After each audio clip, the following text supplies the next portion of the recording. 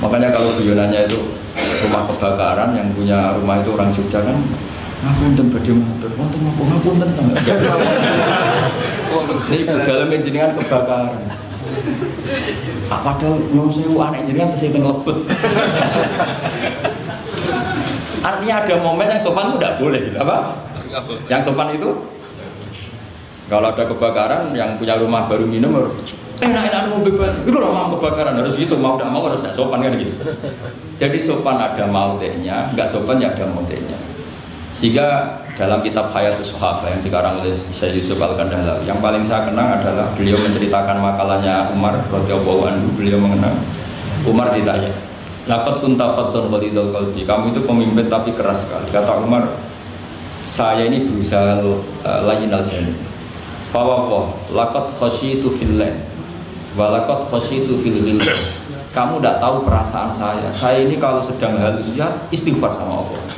Kalau saya sedang tegas juga istighfar sama Allah. Kamu tidak tahu perasaan saya. Itu banyak mufassiru hadal maqalatil maqalah yang menafsirkan gini. Dalam makalah yang lemah lembut itu juga ada dosanya. Dalam tegas juga ada dosanya, karena manusia tidak pernah sempurna. Saya beri contoh begini, ini analogi yang paling gampang, yang siapapun kalau insaf pasti paham, bukan mungkin paham tapi pasti paham. Misalnya kamu punya keponakan yang sering pacaran, itu kerja lanangan ngalor ngidul, pokoknya sering maksiat. Kemudian ada Pak D yang rildo, yang ghalid, yang keras.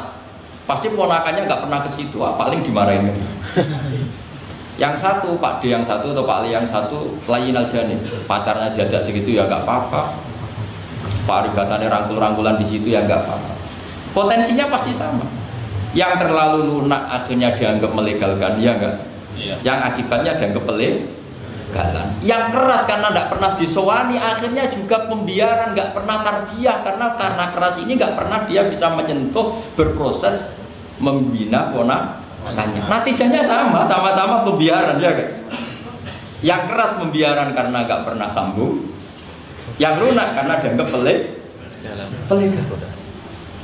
Jelas kan? Jelas ya?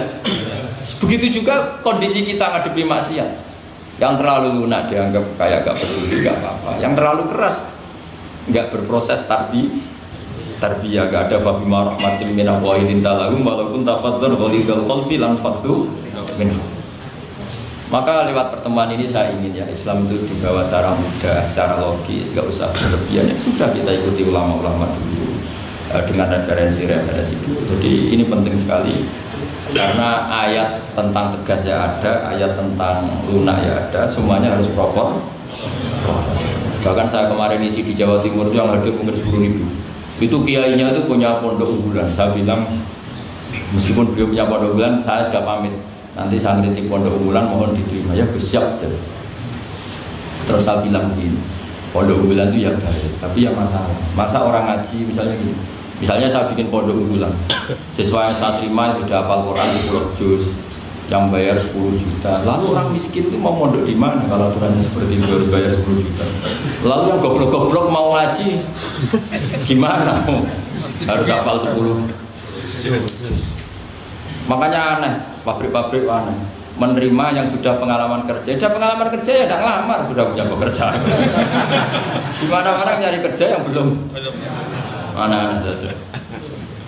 Nah, saya kemarin ngaji di UI juga bilang gitu, kampus-kampus itu baik karena bikin standar ini SAG, ini MA, ini dokter bagus.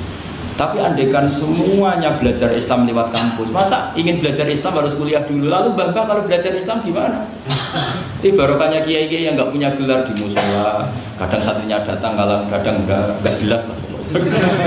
Tapi bagus, siapa saja bisa belajar kapan? Coba kalau pendidikan Islam hanya ada di kampus, mau belajar saja harus kuliah. Yang tua-tua nggak bisa belajar. Coba kalau semua lembaga pendidikan itu kayak pondok-pondok besar yang pakai persyaratan, mau ngaji daftar dulu, silakan ke sekretariat. Sudah diselesaikan administrasinya. Maka bergembiralah kiai musola yang tidak bersertifikasi karena konsultan Islam sing on time setiap saat. Ya itu barokah. Apalagi santri-santri yang goblok itu barokahnya luar biasa. Betul. Saya itu punya sekian santri yang dulu teman saya, kelihatannya goblok, tapi manfaatnya luar biasa. Cuma dia kagum sama saya karena saya korban jadi konsultannya dia. Dia tuh di pedalaman Kalimantan, di tengah hutan. Ya kalau dulu mungkin oleh pemerintah disebut ilegal logging, tapi dulu. Ya dia nggak nyuri, karena perasaannya orang sana ya milik wilayah, dia ikut orang sana. Terus singkat cerita, orangnya hanya kadang 20. Terus tanya, dulu nggak ada HP, Gus saya ini hanya 20 orang di tengah hutan, Jumatan enggak? Kalau saya bilang menurut fikih Syafi'i tidak wajib kan hanya 20 dan 40, tapi kalau ingin duhur ya nggak apa-apa. Enggak, Gus kalau diajak duhur nggak mau, Jumat-Jumat kok duhuran. Masyarakatnya ya lucu. Oh ya nggak apa-apa Jumatan, tak carikan madhab kata saya. Saya kan kebetulan yang mengkaji al-madzhabul arba'a. Singkat cerita begini, natijahnya apa? Kadang kita yang pinter, yang LC, yang doktor, itu dakwah kemudian nyon sewu dengan tanda kutip mendapat honor. Sementara yang goblok, kadang itu karena nggak ada tanah wakafnya, tanahnya diwakafkan, punya uang diberikan. Intinya itu kadang yang goblok menjadi pendiri masjid, kadang yang pinter mendapat bisaroh dari uang kas masjid. Artinya introspeksi saja, meskipun itu halal, soalnya meskipun itu halal, tapi kita introspeksi. Ini pentingnya selalu kita berdoa Rabbana dzalamna anfusana. Lo pernah saya disuani orang juara MTQ terus mendapat umroh, dia bangganya bukan main. Saya ini kiai sering ada yang saya bilang gini, kamu umroh saya senang, bagaimanapun ini prestasi karena barokahnya Quran. Tapi kamu juga harus hormat sama kiai musola. Itu ngulang Quran puluhan tahun tidak pernah dapat hadiah. Coba hafal Quran kemudian lanyah dan dapat hadiah umroh, itu kan cara bahasa agamanya manfaatuhu maksurah. Manfaat umroh itu kan hanya untuk dia. Tapi kiai yang ngulang di musola-musola ngajar 10 tahun berapa ratus orang yang bisa baca Quran karena dia, tidak ada yang ngasih hadiah umroh. Kira-kira fadhoilnya, keutamaannya indallah utama mana coba? Ini minterkan orang banyak tanpa hadiah, ini pinter dadakan lewat lomba lagi dapat umroh. Tentu kita tidak mengharamkan itu, kita respect, gak masalah. Tapi kalau kumau luhur salah lawan pasti. Karena kalau kumau luhur nanti menafikan keistimewaan orang-orang yang istiqomah mengajar. Jadi kita fair saja. Ini juga penting untuk syiar, ya, supaya anak-anak semangat ngapalkan.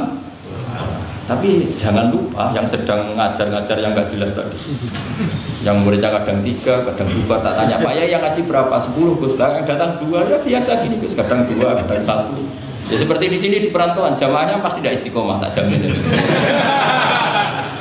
Jadi tidak usah saya tanyakan itu sudah pasti. Jadi jamaah itu nomor 2, nunggu pas nganggur liburan kan gitu. Jadi saya mohon beragama itu diniatin suatu. Ijazah bapak saya ke saya itu yang berulang-ulang, sementing hak gue qalbin salim. Makanya kata Allah, zaman itu illa man atallaha biqalbin salim. Yang selamat di hari mahsyar itu hanya satu, orang yang sowan Allah biqalbin salim, dengan hati yang selamat. Hati yang selamat itu melihat tubuh lain ya dengan insaf. Ya melihat yang kunut ya biasa, tidak kunut biasa, itu masalah khilafiyah biasa. Dulu itu Imam Abu Hanifah tidak pernah kunut. Jadi tidak kunut itu bukan madzhab Muhammadiyah, madzhabnya Abu Hanifah. Muhammadiyah tidak mujaddid, juga tidak mujtahid. Yang kunut juga bukan madzhab Hasyim, madzhabnya Imam Syafi'i. Dulu ya biasa. Imam Syafi'i itu kalau Jumatan di Masjid Abu Hanifah ya enggak kunut. Ketika ditanya 5 dalam takbir, waqad qulta bi sunniyati. Kenapa kamu tidak kunut padahal kamu berpendapat kunut itu Jawabnya Imam Syafi'i, adaban ma'ahadal imam. Saya sungkan sama imam. Padahal Imam Abu Hanifah waktu itu sudah wafat, hanya makamnya. Dulu itu biasa sekali karena apa ya? Karena mereka pandangannya luas. Apa? Pandangannya. Ada seorang ulama ditanya, kalau ada orang kawin yang nyuwun sewu hamil di luar nikah, kemudian akhirnya nikah, bagus enggak? Saya ulang lagi, enggak usah aku tertawa, awas kalau tertawa. Ada orang hamil di luar, kemudian dinikahi sama yang itu bagus enggak? Ada ulama yang bilang bagus lah. Kan kaget ulama yang garis keras. Wah, bilang-bilang dirajam atau dipukulin kayak kira-kira kan pikirannya gitu karena suka ngadili orang yang. Ini ada di kitab Mizan Kubro. Kalau nggak percaya lihat di kitab Ikhtilaful A'immah Rahmah. Karena cara berpikir sederhana. Terus dia punya riwayat dari Rasulullah SAW yang ngomentari seperti itu, jawabannya begini. qad kharaja min sifahin ila nikahin. Saya ulang lagi, qad kharaja min sifahin ila nikahin. Berarti dua orang itu telah keluar dari tradisi kumpul kebo menjadi tradisi nikah. Misalnya malam ini dia masih kumpul kebo, terus paginya nikah, malamnya lagi kan sudah sah. Artinya apa? Dia keluar dari tradisi sifat, sekarang ke tradisi nikah. Artinya melihatnya masa depan saja, tidak usah lihat masa belakang. Jadi ulama ya ringan saja. Ya ada ulama yang tetap marah. Susah ngopo sih langsung kawin disik-disik, ngapain baru setelah itu kawin? Ya bagus supaya jadi apa ya, supaya jadi pelajaran. Ya monggo saja yang tetap keras supaya tanfir, kalau dalam bahasa Arab tanfir, tasna atau takbir, memperburukan yang memang tapi yang ini juga bagus, sudah kadung ya sudah, sekarang dia mau tobat ya dikomentari saja qad kharaja min sifahin ila. Ini penting saya utarakan, jadi nanti mungkin saya ada 1-2 pertanyaan, 2 saja lah, saya capek nih karena yang kelas pertanyaan jangan keluar, saya ulangi pertanyaan jangan keluar. Terus yang ringan-ringan saja, karena agama ini dibangun dengan keringanan. Tadi yuridu bikumul yusra wala yuridu bikumul usra.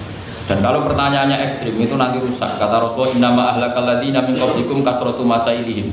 Dulu orang rusak itu karena banyak tanya. Karena nanti kalau Allah ditanya itu mesti tersinggung. Karena apa ya? Orang tanya itu tadi mengkritisi perintah. Sampai tahu kenapa malaikat dimarahin Allah? Gara-gara apa? Tanya. Ya tak ceritanya sedikit ya. Allah kan memaklumatkan ke alam langit. Inni ja'ilun fil ardi khalifah. Saya putuskan bahwa manusia ini jadi khalifah fil ard. Malaikat langsung tanya apa? Qalu ataj'alu fiha may yufsidu fiha wa yasfiku. Yang benar saja ya Allah, tolong dievaluasi.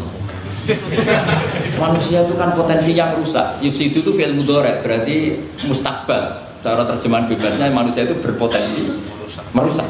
Wa yasfiku dima, dan berpotensi mengalirkan. Betul hanya tanya, tapi artinya kan gini, ya Allah, kali ini kayaknya enggak pas keputusan kau ini. Tolonglah Deva. Makanya Allah marah, qala inni a'lamu ma la ta'lamun. Kuwi roh apa? Meneng. Karena tanya ini. Makanya syaratnya Nabi itu harus ummi. Enggak boleh intelektual jadi Nabi. Bahaya itu. Misalnya intelektual jadi Nabi, kok ketemu malaikat di gua Hira, kenapa di sini, kenapa tidak di mall saja? Jadi repot.